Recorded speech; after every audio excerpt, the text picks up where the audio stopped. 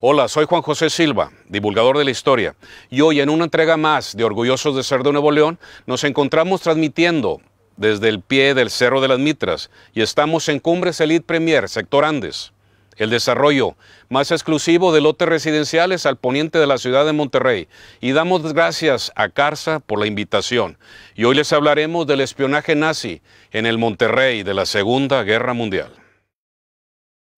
El 15 de mayo de 1848, en las lejanas y atestadas urbes de la vieja Europa, estalló una rebelión campesina y obrera. Y Carlos Marx, por esos días, terminaba de escribir su obra cumbre, El Capital, y él dijo: un fantasma amenaza a Europa. Y ese estallido social del 15 de mayo de 1848 determinó que más de 100,000 ciudadanos prusianos, después alemanes, cruzaran el proceloso Atlántico camino de la América, donde esperaban encontrar una vida de promisión, una vida de prosperidad para ellos y para sus futuras generaciones. Y es así como llegaron a través del puerto de Matamoros, en la lejana Santander, hoy Tamaulipas, llegó una riada de inmigrantes alemanes, en ese entonces prusianos, a la metropolitana Monterrey. Estamos en la quinta década del siglo XIX y a partir de 1855, aproximadamente 100 ciudadanos alemanes llegan a la ciudad de Monterrey. Entre ellos se encontraba un caballero que había nacido en la lejana provincia de Hamburgo, en el reino de Prusia, y que llevó el nombre de Otto Guido Mobius. Estamos en 1870 y este caballero llega a esa pequeña ciudad que era la ciudad de Monterrey. Hay una gran crisis económica. No olvidemos que en 1867 había dado fin la invasión francesa con el mal llamado Segundo Imperio, que entre su cargamento traía a el príncipe, que no era otro más que Maximiliano de Habsburgo, Lorena y Hohenzollern. Pues bien, resulta que el ciudadano Otto Guido Mobius abre una casa de comercio sobre la calle de Padre Mier y Escobedo, y esa sería conocida como la Gran Fábrica Polo. Pasados los años, hacia 1890, compra un solar en lo que entonces era la llamada Calzada del Progreso, casi esquina con la Calzada Unión, hoy Pino Suárez y Madero. Y ahí, después de haberse hecho una mudanza desde la antigua ubicación de Padre Mier, levantó un hermoso caserón que también sería continuada como las grandes fábricas Apolo. Como todo ciudadano prusiano, como todo ciudadano alemán, hizo una nueva vida en su nuevo país, en su nueva ciudad. Mas, sin embargo, nunca olvidaron lo que en el antiguo idioma alemán era el Vaterland o la madre patria.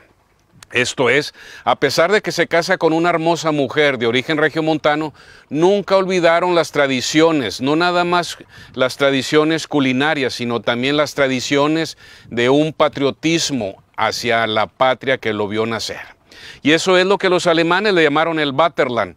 Con el paso de los años y siguiendo una tradición familiar, muchos de los hijos de estos matrimonios entre los ciudadanos alemanes y las ciudadanas mexicanas volverían al viejo mundo a continuar sus estudios. Y Otto Guido Mobius II no sería la excepción. Así entramos al siglo XX y muchos de ellos van a la vieja Europa, realizan sus estudios y regresaron a la tierra de promisión, en este caso la metropolitana Monterrey. Pasan los años, llega la Revolución y alrededor de 1911 la Revolución Mexicana ha estallado con todo su poder. Allá en la vieja Europa, los viejos imperios, el Imperio Austrohúngaro, el Imperio Alemán o el Segundo Reich, el Imperio Británico, que era ama y señora de los mares y de muchas tierras en el mundo, dominaban todo el orbe. Y no olvidemos el Imperio zarista y también la vieja República Francesa. Es el año de 1911 y en ese álgido año las viejas disputas territoriales van a hacer erupción. Hay una ciudad en el norte de África, específicamente en el viejo reino de Marruecos, llamado Agadir, y esa primavera de 1911, un conflicto largamente acariciado va a detonar. Pues bien, Resulta que los tres viejos imperios, el Imperio Alemán, el Imperio Británico, la República Francesa, se disputaban esa pequeña ciudad de nombre Agadir, cerca del Estrecho de Gibraltar, y de momento las tres flotas de los tres imperios llegan a ese pequeño puerto en el noreste de África, mas sin embargo, gracias a los buenos oficios de los diplomáticos, una guerra que se esperaba es acallada. Así llegamos a un aciago 24 de junio de 1914 en una pequeña ciudad, en una pequeña callejuela, y resulta que en Sarajevo, parte del Imperio Austrohúngaro, hay una visita a Su Alteza Real Francisco Fernando, sobrino del emperador Francisco I, regente del Imperio Austrohúngaro, está de visita. Y por ahí unos terroristas serbios de la mano negra van a cometer un magnicidio que va a hacer temblar los cimientos de todo el mundo. Ahí hay un atentado, desgraciadamente, el príncipe regente Francisco Fernando junto con su esposa mueren en un atentado, y esa onda, ese disparo se va a escuchar en la lejana América.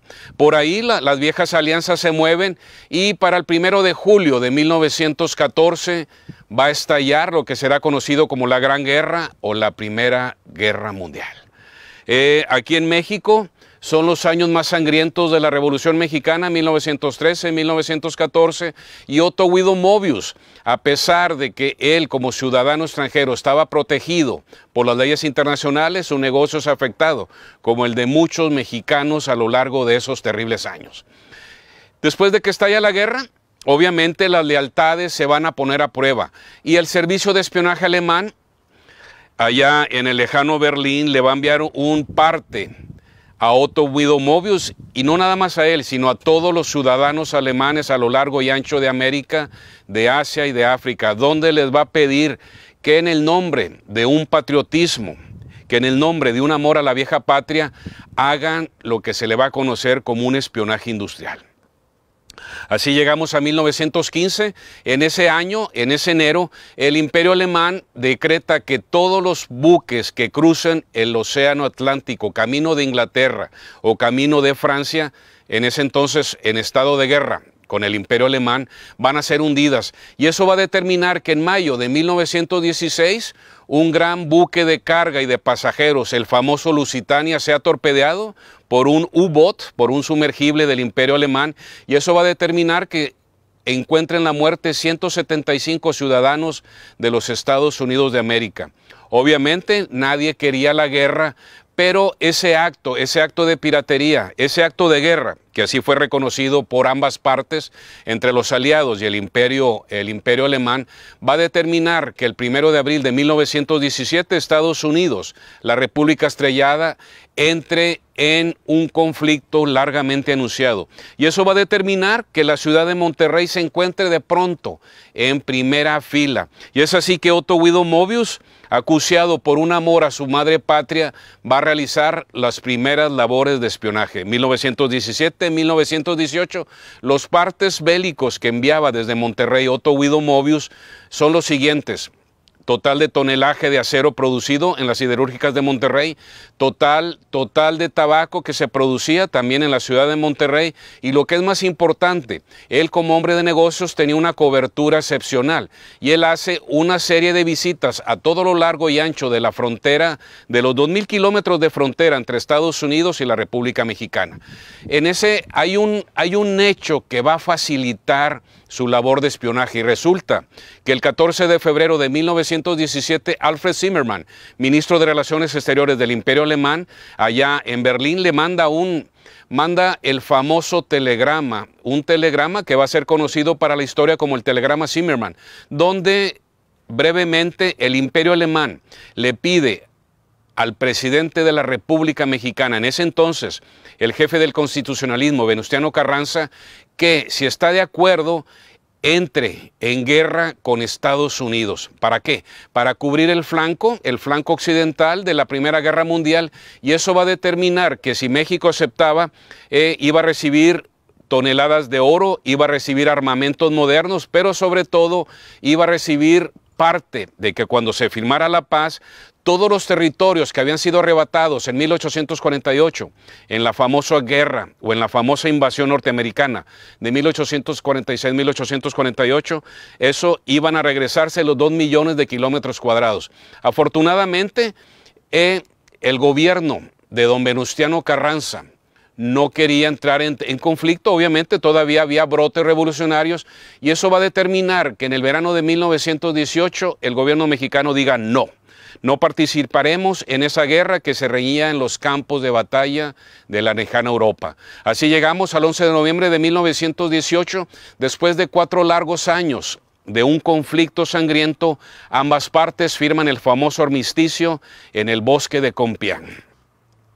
Pasan los años y el ciudadano Otto Guido Mobius sigue amando a su patria. Del 30 de enero de 1933 en Berlín toma posesión el canciller, el Reichskanzler, que no es otro más que Adolfo Hitler. Toma posesión en nombre del partido nazi y es así que a partir del 30 de enero de 1933 los destinos de Alemania van a estar en manos del Partido Obrero Nacional Socialista. Y es así que el servicio de espionaje militar, o más conocido como el Abwehr, va a pedir a todos los ciudadanos alemanes desperdigados por los 5 continentes que de nuevo hagan labores de espionaje a favor, en este caso, del nuevo Tercer Reich o el Reich milenario. Y es así que Otto Guido Mobius II, a partir de 1934, va a encabezar los esfuerzos del espionaje nazi en el noreste de México y específicamente de cara hacia las bases militares, tanto navales como de aviación que tenía Estados Unidos a lo largo de toda la frontera de 2.000 kilómetros. ¿Y por qué realizar un espionaje desde la metropolitana Monterrey? Pues bien, para hacer la guerra moderna se necesita acero, se necesita telas, pero sobre todo se necesitan miles y miles de toneladas que aquí se producía. En ese entonces, la gran siderúrgica, que era la señora de toda América Latina, era la Gran Maestranza o la Gran Fundidora de Fierro y Acero de Monterrey. Muy bien, a partir del verano de 1934, Otto Guido Mobius, desde sus oficinas de las fábricas Apolo, en la avenida Pino Suárez, cruce con la calle de Carlos Salazar, levanta un mástil de acero, porque en ese entonces las comunicaciones ultramarinas había 2 formas, una por cable submarino, pero susceptible de ser interceptado por los servicios de inteligencia, tanto de Estados Unidos como de Gran Bretaña, que ya se perfilaban como enemigos de la Alemania nazi, o bien el segundo forma de enviar los partes informativos de Otto Guido Mobius desde la metropolitana Monterrey era hacer transmisiones inalámbricas. Y es así que si ustedes, lectores, ustedes, radioescuchas, en uno de estos días resulta que pasan por la calle de Pino Suárez y Carlos Salazar, levanten la vista y en la esquina noroeste de ese cruce van a ver una antena de acero y desde allí nuestro antihéroe Otto Guido Mobius lanzaba sus partes de espionaje. A partir de 1935, el Servicio de Espionaje Militar, o Abwehr, allá en la lejana Berlín, le pide o le exige que sus partes de espionaje sean lo más extensos posible. Y él, con su cobertura de hombre de negocios, comienza a hacer una serie de giras desde Matamoros, en la desembocadura del río Bravo, hasta la lejana ciudad de Tijuana, allá en el Océano Pacífico. ¿Qué labores hacía nuestro antihéroe? Muy bien, era investigar, era sondear la capacidad militar de las bases navales y de las bases aéreas, tanto en el sur de Texas, en el Golfo de México, como las bases navales y las bases aéreas situadas en el lejano puerto de San Diego, que era el cuartel general de la USA Navy, o la flota del Pacífico, la flota de guerra de Estados Unidos en el Pacífico. Esa cobertura de hombre negocio le permite estar aquí, le permite estar allá, tanto en las ciudades del sur de Estados Unidos como en las ciudades del norte de México. Y es a partir de 1936 que allá en los lejanos campos de Europa los tambores de guerra comienzan a sonar. Y es a partir de 1936 cuando Adolfo Hitler, a nombre del Tercer Reich, tiene bien a desconocer el Tratado de Versalles, que fue el tratado de paz que puso fin a la Primera Guerra Mundial. Y es así que a partir de ese verano de 1936, Otto Guido Mobius despliega una gran actividad de espionaje. Y aquí en Monterrey, por caso extraordinario, las oficinas del cónsul del Tercer Reich, del cónsul alemán, van a ser el principal centro de espionaje. 1937, 1938, la situación política en todos los continentes se empieza a deteriorar. Y Otto Guido Mobius y su increíble red de espionaje ya abarca hasta la lejana Campeche y la lejana Mérida en el sur de la República Mexicana. Desgraciadamente los acontecimientos se precipitan y el 1 de septiembre de 1939 el Tercer Reich da por rotas las negociaciones de paz y empieza la invasión de la República de Polonia. Y es así que oficialmente el mundo entra de nuevo en una guerra, y es la Segunda Guerra Mundial. Para diciembre de 1939, la Embajada de Estados Unidos en Ciudad de México le solicita al gobierno de la República, encabezado en ese entonces por el general Lázaro Cárdenas, le pide que ponga bajo vigilancia a todo el consulado de Alemania en Monterrey, pero sobre todo a nuestro antihéroe que es Otto Guido Mobius y su central de espionaje, que eran las grandes fábricas Apolo, como ya mencioné, en la esquina de Pino Suárez y Carlos Salazar. Así llegamos a 1940, ya la Segunda Guerra Mundial sale de los campos de batalla en Europa y en los lejanos campos de China estalla una guerra también entre el Imperio japonés y la República de China. Y es así que ya se perfila una guerra mundial de vastas proporciones. Y nuestro antihéroe, Otto Guido Mobius, recibe órdenes de intensificar no nada más sus lazos de espionaje para el sur de Estados Unidos, sino que también refuerce los lazos a lo largo de América Central y América del Sur. Desgraciadamente, su reclutamiento no tiene la efectividad que se le pedía y a partir de 1941 el Servicio de Espionaje de Estados Unidos, o más bien el Servicio Militar del Ejército de Estados Unidos, con base en el Consulado de Monterrey, empieza a acercar o empieza a estrechar el cerco. Para el 1 de mayo de 1942 ya había ocurrido el ataque de Pearl Harbor, el 7 de diciembre del 41, y el Imperio japonés entra en guerra con Estados Unidos.